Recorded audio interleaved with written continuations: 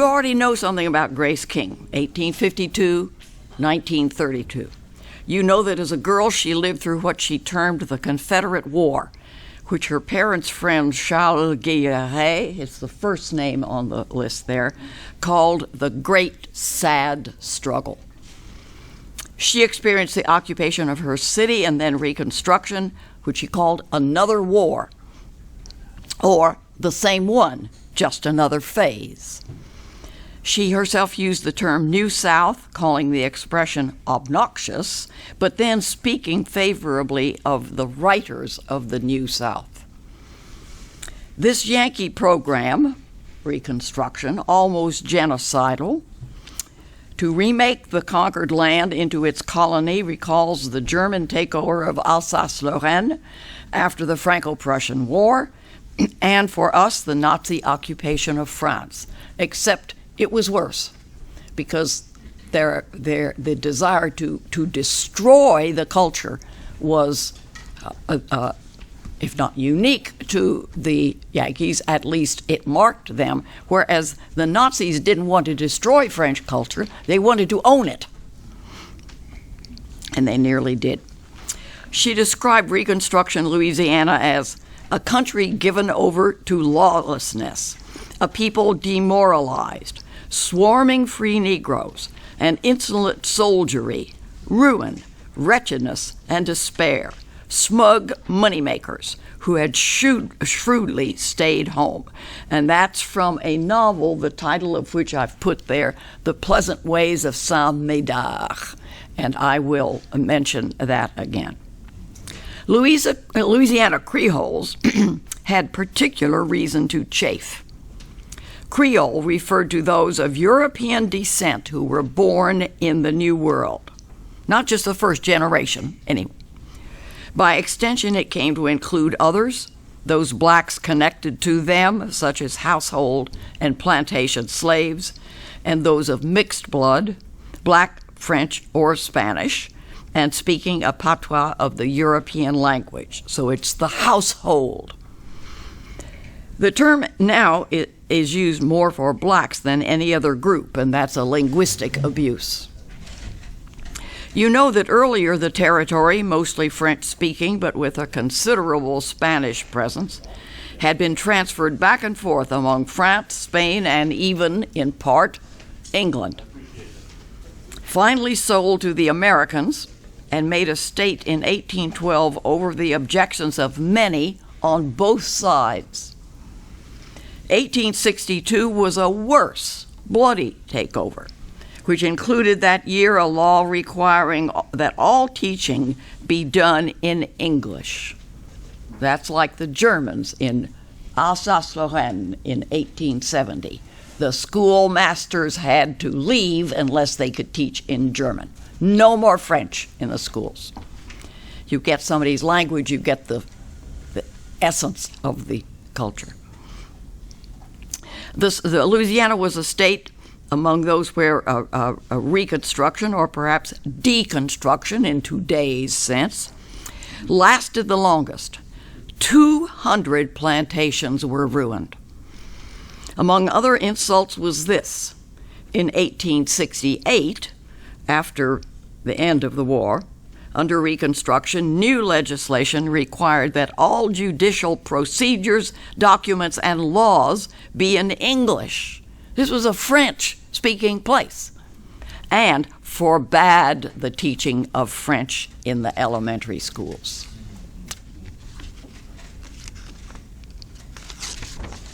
Throughout her lifetime, King remained unreconstructed, and she attempted always to defend the South, both ante and postbellum.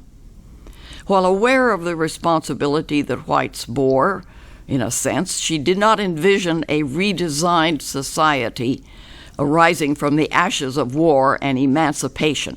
She favored continuity. Her views were certainly not those of Eric Foner, the second name I've put there. Many of you know who he is. Yes, okay. Yes, his book came out in 1988. Nor of Adam Gopnik, who wrote about Eric Foner in a New Yorker issue of this year. Some of you already know that. He called him the great revisionist historian. Revisionist to him is a compliment, of course. Who faults Reconstruction for not being a revolution, nor of Henry Louis Gates, Jr., nor of Gopnik himself, who in his New Yorker article, The Take Back, or did Reconstruction have to fail? The answer is no, if it had been a genuine revolution, if you just destroy everything. A word here about the caste system in antebellum Louisiana. Some of you probably are not familiar with this.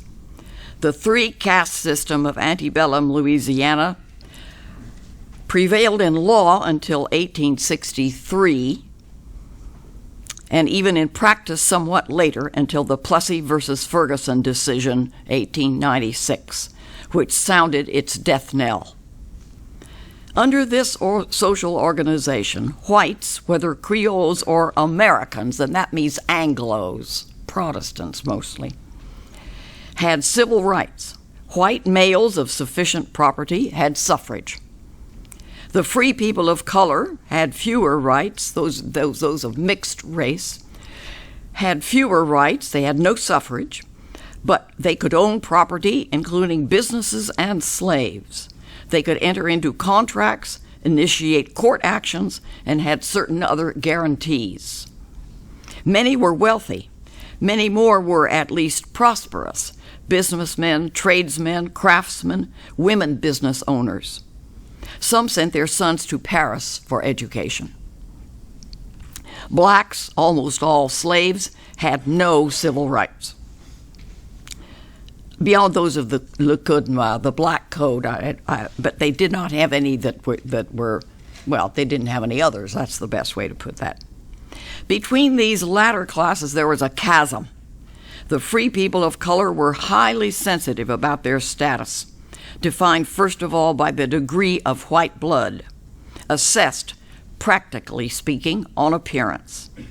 King underlined how unmarried quadroon mothers strove to preserve or improve their children's favorable racial mixture. The great ambition, she wrote, was to have their children pass for whites and so gain access to the privileged class. The unique situation of the free people of color was threatened by social and legal forces beyond their control. King's personal background and her early years. One of 7 children born in New Orleans in 1852, as you know, King resided there most of her nearly 80 years. She was not of Creole stock.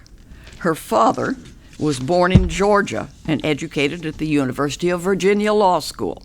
Her mother, though born in New Orleans, was likewise of Georgian stock. The family belonged to the cultivated and prosperous upper class and upheld the best Southern standards, honor and principle first of all, followed by learning, elegance of life, courtesy, and hospitality. Before the war, Mr. King practiced law in the city so successfully that he retired at age 46. He also served in the legislature. With his brother, he owned a sugarcane plantation near New Iberia, and that's where the family went, as you heard in the poem last night. They were not Catholic. The background was Presbyterianism, and her maternal grandmother, grandmama of the poem, who survived Reconstruction with them, was, although not gloomy, very pious. It is suggested by critics that Presbyterianism was significant in shaping King's attitude, presumably the deterministic doctrine of predestination. Despite being not Catholic, Grace learned to move easily in Creole circles as well as appreciate continental French cuisine. At the war's end, the family lived in straitened circumstances, first on the plantation until 1866, then back in the city at 4 different addresses. Mr. King struggled to reestablish his practice. Grace blamed the Yankees for the family's suffering. Family life was often characterized by strife and loss. How we have struggled and worked, fallen down, gotten up again, to toil on, suffering what anguish of mind and heart. Grace was nonetheless able to continue her education at a French Catholic school and one where she studied German. There are many Germans in that area. She was introduced to the theater and opera thanks to a wealthy maternal uncle. He may have assisted her in other ways also, including her travels. Ultimately, she made herself into a very well-read woman and a remarkable history researcher, given the period. For 30 years, she was active in the Louisiana Historical Society, serving as an officer and then editor of its journal. In 1904, she and her unmarried sisters moved into the house now famed as hers on Coliseum Square in the Lower Garden District, and you've got a photo of that. Of course, it wasn't her childhood or young womanhood house, but it shows you what some of the wonderful Garden District and Lower Garden District architecture in New Orleans is like. That suggests a lot of money, but in fact they didn't have a lot of money. Her parents and her alcoholic brother Will were both dead. She did not marry. Her single condition caused her some grief, probably.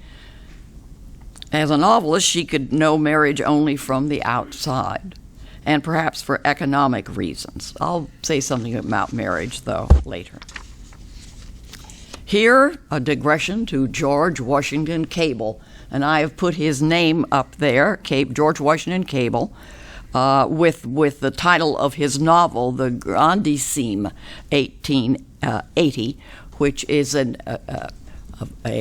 novel set before the Louisiana Purchase. So it's three generations back, if you wish. Like King, he was not a Creole, though he claimed so. Yet he had a bias against the white Creoles. He was of Northern Puritan stock on the maternal side, and on the paternal slave-owning side, slave-owning Virginia planters. The Puritan stock may be responsible for his religious convictions. He viewed gambling, dancing, and theaters as sinful. After a lecture tour with Cable, Mark Twain wrote, "Cable's gifts of mine are greater and higher than I suspected, but you will never, never know how loathsome a thing the Christian religion can be made until you come to know and study Cable daily and hourly."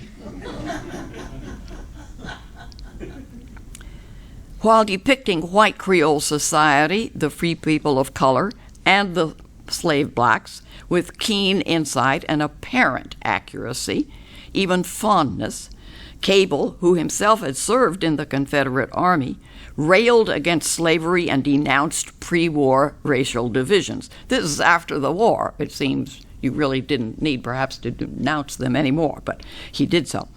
He asserted that he wrote his first stories out of indignation at the Code Noir, the code, the French code regulating the condition of blacks, drawn up by the French for their colonies and adopted for Louisiana in 1724. But going beyond others of the New South, who simply advocated cooperation with the Union, he adopted the racial extreme of professing a wish for racial equality. And this is documented. Still, he did not favor mixing the races, while acknowledging that interracial marriage might improve the black race, which was inferior to the white.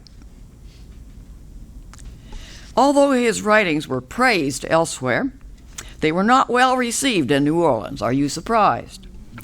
He was challenged to duels, which he declined, and threatened with horsewhipping and tar and feathering.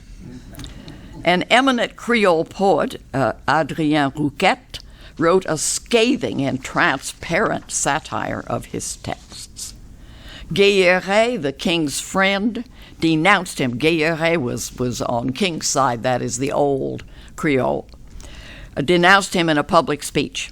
Grace was among those who attacked the Grandissime for its description of the treatment of blacks and mixed races, a portrayal that was to her a betrayal. So here is one southern side of King, along with others, loyalty. In her journal, she stated that he had done injury to his state for the purpose of appealing to careless sympathy. She wrote, she said, from the standpoint of a white lady. While she acknowledged that he had given a true picture of the quadroons as he knew them, she viewed much else as inaccurate. She objected in particular to Cable's suggestion that old Creole families were descended from women sent to Louisiana from French houses of correction, prisons, and from Indian and African women. Oh, that little phrase still circulates in New Orleans today. Oh, but you know, their great grandmothers were such and such. She asserted that Cable proclaimed his preference for colored people over white. In 1921, she published Creole Families of New Orleans, founded on careful research. It is a defense of the Southern style and ideal that were on the wane and an argument against Cable. Cable ultimately moved to Massachusetts, by the way, 1884, the first place he claimed where he felt at home. He continued to produce fiction, but away as he was from his home milieu, it is inferior. King's writing career. At a dinner party in 1885 in the presence of Richard Watson Gilder, the editor of Century magazine in New York, King heard fellow New Orleanians criticize Cable. During a post-dinner stroll with King, Gilder inquired why literate New Orleans undervalued Cable. She enlightened him. He then asked why, since Cable's portrayals were false, the Creoles did not produce something truer. The next morning, she says, she started writing. Now, this scenario, perhaps a bit arranged by her, perhaps not, has been contested by hostile critics in our time. Oh, no, she's making that up. But in fact, it is other authors of note have done similar things, set down to write when somebody put down someone they liked or said, oh, you can't possibly do that. And the man says, oh, yes, I can. So I tend to give her credence. Monsieur Mutt, the name of a long story, and the title is there. Monsieur Mutt, a long story reflecting social circumstances during Reconstruction, was published in the New Princeton Review in 1886. Princeton wouldn't publish that these days. She received $150 for it. Imagine what that is now. It was translated into French and later enlarged and published as a novella. More on the story later. She brought out 2 additional collections of fiction, Balcony Stories, first edition, 1883, and Tales of a Time and Place. Additionally, King became a very able prose artist in memoirs, travel writing, and literary criticism. She even contributed to Harper's Bazaar, articles on prominent French salon hostesses and patronesses of the arts whom she had met during her stays in Europe. William Lyon Phelps and William Dean Howells, two big wigs from the Northeast in literature, were among those who praised her writing. Jack Trotter, here with us, but is he here with us? Here with us yesterday. Jack Trotter considers certain stories of hers to be strong on psychological realism. That's his term, and it's, of course, a very good term. And among the best stories produced in her era. The plotting, use of tone and voice, and style of her fiction show artistic control. Not quite that of 20th century masters, but well beyond earlier models, closer to those of Maupassant and Daudet, two French authors whom she had read, of course, doubtless already in Louisiana and in France. At her best, she used indirection and suggestion rather than telling you and hitting you with the hammer. Rather than explaining characters, she let them reveal themselves. She often wielded a gently ironic pen. Social topics furnish a major vein in her pages as she treats the triad of race, class, and gender. More on that in a bit. After her death, her writings retained an honorable place in the canon, but a marginal one. In recent decades, scholars, mostly extreme feminists, have denounced her in the light of critical theory. She's an easy mark if one wishes to attack a 19th century writer for not having views deemed acceptable in the 21st century. That's Weaver's presentism, of course. One critic wrote of her unacceptable political caricatures of Reconstruction and the Southern black and called her a racist. Who lived through Reconstruction, the critic or Grace King? According to today's facile definition, she was a racist, as were countless others in both North and South, even Cable and even then late President Lincoln, as we all know. Another critic labeled her a white apologist. Now, I think that some of that would be forgiven her or passed over, elided, if, like Kate Chopin, whose name is up there apropos of a story I'll mention later, she had portrayed a sort of Louisiana Madame Bovary, that is a proto-feminist with adulterous impulses. King was honored, at least during her lifetime, in the Northeast, where editors and publishers brought out work after work. Why? Local color was much in favor in Yankee land, and her works had a great deal of charm. At home, Tulane University awarded her an honorary degree. An area high school bears her name. It is close to the city proper, but belongs to Jefferson Parish, a good thing. Activists would doubtless insist upon erasing the name as they took the statue off of the pillar at Lee Circle, and I've got a cartoon from the New Yorker a cover circulating about that. You know about that. King's concerns and themes. War and Reconstruction focused King's attention on 5 social types: her family and others of their class, carpetbaggers and similar, former slaves, the free people of color, and women of all classes. And that, of course, that overlaps with the other categories. Her biographer, this is a man writing in the 1970s, not today. Robert Bush calls her an honest interpreter of the effects of war and Reconstruction on everyday life. Like other New Orleanians of her class to this day, she had very sensitive social antennae. They're always up.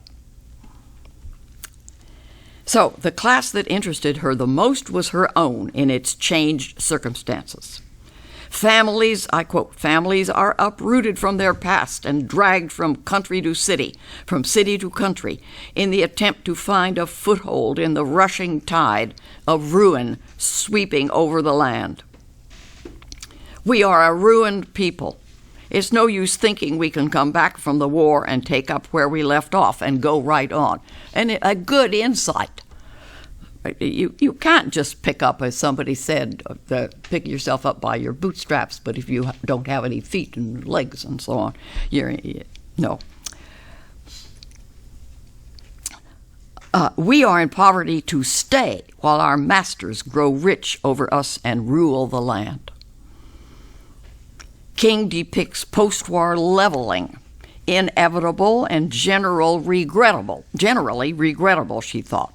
Although she does note that the new fluid society produced certain benefits. Here is a description of the second-hand antiques and finery stores in Royal and Chartres streets, run by carpetbaggers and collaborators. That is the sort of people who like the collaborator I mentioned last night, who had stolen stuff and pawned some of it and fixed herself up with the rest. Notice the metaphor of fleece. Think of the verb to fleece. So these are the shops in Royal and Chartres Street. Old furniture, cut glass, pictures, jewelry, lace, china, the fleece, sometimes the flesh still sticking to it, left on the brambles by the driven herd. If there should someday be a trump of resurrection for defunct fortunes, those shops would be emptied in the same twinkling of the eye allowed to tombs for their rendition of property. So if there is a resurrection of the past and the finery, the shops would be emptied. In another story, a king depicts an elderly white aristocratic woman who had been good to her house slaves and who has lost all in the war and is reduced to living in a poor neighborhood and earning a meager living by sewing for black women. King sketches also the Ursuline sisters. You know, there's a famous Ursuline convent in the French Quarter. The Ursuline convent sisters at their convent nearby where the kings lived, and a good priest who gives produce away from his garden. So it's not all bad. Carpetbaggers, scalawags, and other profiteers appear in various stories and in The Pleasant Ways of Saint Médard, the novel I mentioned, The Pleasant Ways of Saint Médard, 1916, set right after the war, in a fictitious parish downriver. You know, parish is county in Louisiana. A fictitious parish downriver just beyond New Orleans proper. The work has a fragmentary or episodic construction. One critic mocks it as mirroring Southern reconciliation romance. Well, it doesn't. But you know, if you're hostile, you can invent things to criticize if they're not there. Money is, of course, everything. The man with the dollar is going to be the man in the country henceforth. His policy will be the national policy. How about that? The characters, starting with the Talbot family, modeled on the King family, and the neighborhood are based closely on what the kings experienced nearby, that is, they lived in the upper French Quarter. Less good. The Talbots are the only Americans, the only Protestants. Their neighbors are mostly low-class Gascons, settlers from the region around Bordeaux, and Italians. King observes the unkindness of some Creoles to those who lost their fortunes. The nouveau pauvre, you have nouveau riche, but you've got nouveau pauvre also, the new poor. She describes various unsavory types, such as the governess who, left behind to close her patron's house when the Federals arrived, instead stole trunkloads, including silverware, and leads the high life on the stolen property. There are also an Italian tavern owner, his arriviste daughters, and his cunning wife. Before the war, he had used his skills to enrich himself. Under occupation, he exploited his fellow citizens. Under Reconstruction, he profits enormously, sending his daughter to be educated at the Ursulines and buys a fine property, though he continues to live much as he did before. That's the genuine miser. When he dies, the widow hires Mr. Talbot to manage her affairs. Hence, Mr. Talbot finally has an income. The Pleasant Ways of Saint Médard denounces the unholy alliance of blacks with unscrupulous whites. You know who the public administrator is, a Negro, and if he were only a Negro, no more than that.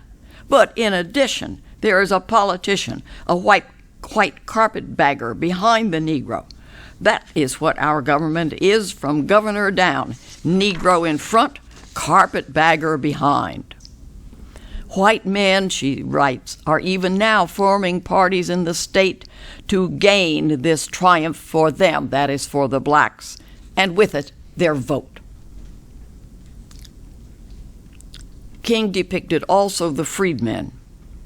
In that connection, she hoped to call attention at least to some of those relations brought on by slavery that were honorable to all concerned. Her writings might serve to bring us all nearer together, she hoped, blacks and white. She emphasized how many former slaves remained loyal to their masters, out of affection as well as habit. She believed that hatred for masters was the exception. She wrote her story, Monsieur Mutt, to celebrate this loyalty.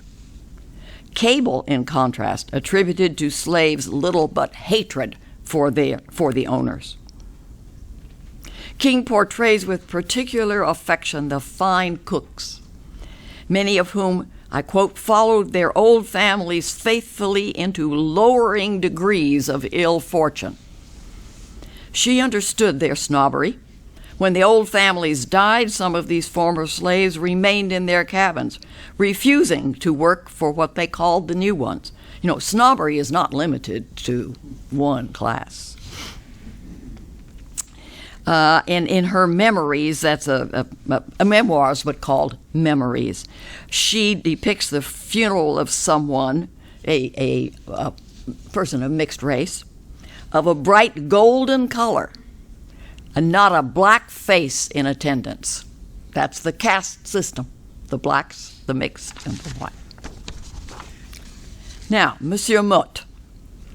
This long story then turned into a longer four-part novel, depicts an orphaned white girl, Marie Modeste, Mary the Modest, whose purported uncle, the title character, supports her in a French school. In fact, this uncle does not exist. He is the invention of the girl's devoted hairdresser, Marcelite, a woman of mixed race who worked for the family before the war. To provide for Marie from her earnings, to provide for Marie at the school from her earnings, she must create the fiction of the uncle, because no one of Marie's race and class could accept financial dependence upon a former slave or a quadroon. The story may be viewed as a classic tale of selfless devotion on the part of a quadroon or slave, and thus is portraying the one workable and socially honored form of race relations as King saw them. And King thus remains, according to this reading, vulnerable to the charge of racism. One critic whose stuff I don't have here, but it just comes to mind, puts forth the thesis that Marie in the convent is the daughter of Marcelite, the quadroon or slave, by a white father. But the hairdresser, Marie Modeste, is herself described as very kinky head of hair. Very kinky. And Marie, the white girl, is described as having straight hair. Now, in those days, at that place, I think it would be noticed if there had been mixed blood there. The pleasant ways of Saint-Médard shows the unruly conduct of many of the newly enfranchised. Ragged and dirty bands struggle along the roads. Elsewhere, a crowd of lazy freedmen loiters. The freedmen are at liberty to go where they please, work or not work, and pay no mind to authority. She writes, "They had been freed and exalted, their owners conquered and abased. To them belonged the spoils.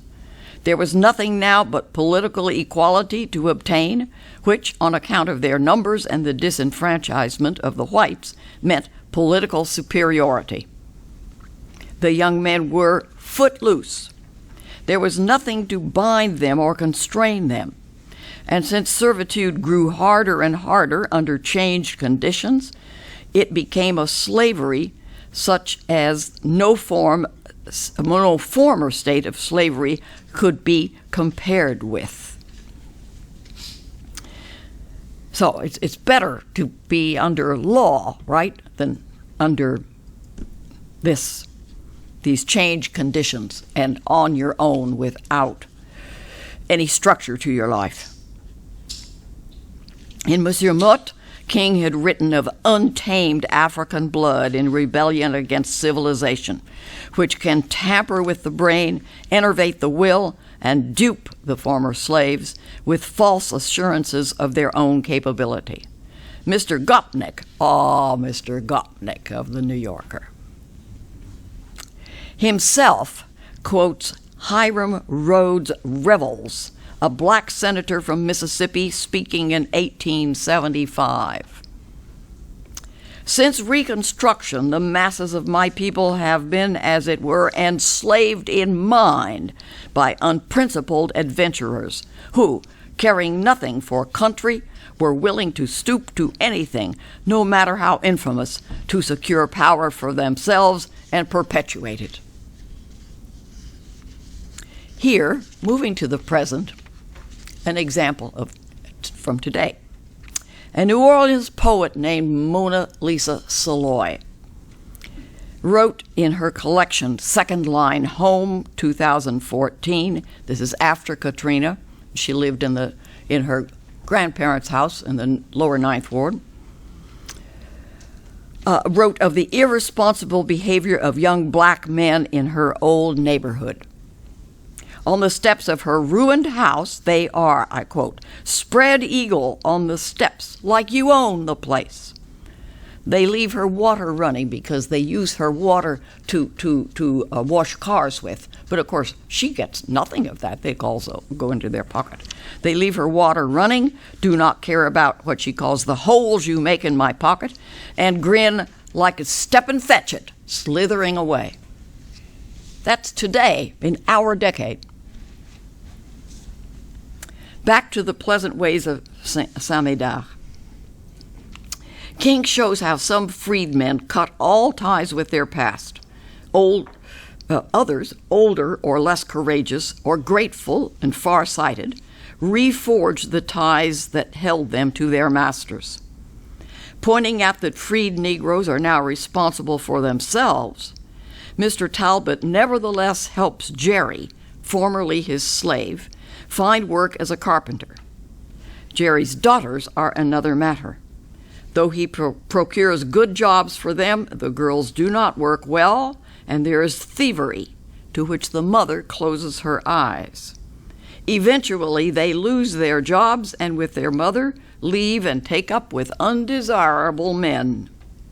Jerry tries to find his lost wife and daughters, though he cannot countenance their behavior. In his distress, he himself loses his determination and ceases working. The moral problem he delineates is a racial one.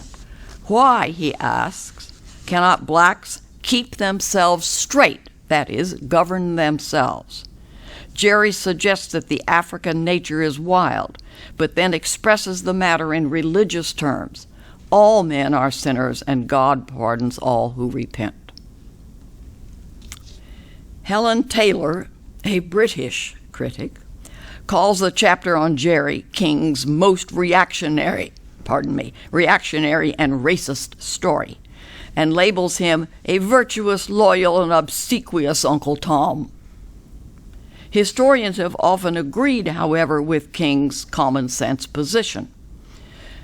What I will quote here is from John Blassingame, a book that appeared at the University of Chicago Press, admittedly in 1973, not in our time. He himself is a black man.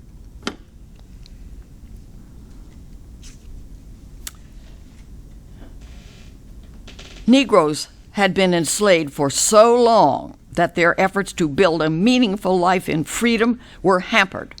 Blacks could not be expected to make many advances in the first decades following emancipation. Taylor, this British critic, who observes accusingly that King wrote for the white implied reader, or the affluent white female New Orleanian, affirms that the loyal black existed almost exclusively in the imaginations of Southern whites. We know that this is not true. Fourth group, the free people of color, because we've had a King's Own class, then the scallywags and carpetbaggers, then the freedmen, now the free people of color. Many had been pro-Confederate at the beginning of the war. They likewise, after the war, found themselves in a new and generally unpleasant situation, since the legal distinctions between them and former slaves had been erased. And what Plessy versus Ferguson did was put that into firm law. It was already quasi law. Both businesses and households were affected, and the historic prestige of the free people of color was threatened. While some of their leaders believed they should accept willingly the American decision to classify them as black, others protested, that is Negro in term of the time, others protested over their loss of identification and ascendancy. The mixed-race Creoles of l'Île Brevel, an old and important Creole community near Natchitoches, did not deign to go to school with the blacks who attended the new public institutions. That's a quotation. In Cable's story, The Haunted House in Royal Street, a girl from the free Creoles of color asks, "Must I go to school with my own servants?" King shows, however, a different side to this distinction. This is an unusual comment. Of a perfectly black woman, King says, it meant incontrovertibly the virtue of her ancestresses, and she therefore considered herself as much above mulattoes and quadroons as they thought themselves to be above her. You get? Cable wrote about this class in Madame Dauphine. It's a long story, where a mother manages to have her daughter pass as white. Kate Chopin, ended a story called Désirée's Baby, and I put that up because if you read around this subject and read anybody who is even a little PC, you will read the story about the story Désirée's Baby. Cable's Désirée's Baby ends by the disappearance of mother and mixed-race child. That death is assumed. Death is not described, it's assumed. They can't survive. They have to be punished by society. King's story, King's own story, the little convent girl, is just as good. But since King is King and not Chopin, it is overlooked. In this tale from Balcony Stories, praised by critics and interesting for its ambiguous conclusion, a girl, utterly naive, the innocence personified, whose distant father has paid for her so-called education in a convent in Cincinnati, finally can leave, her father having died. She travels by steamboat to New Orleans to meet her mother. Disembarking, she is greeted by a woman who is visibly of mixed race. The girl ends by drowning herself, or conceivably falling in the river. That's the ambiguity. But what are you doing on the edge of the Mississippi River above the swirls? I take it to be a drowning.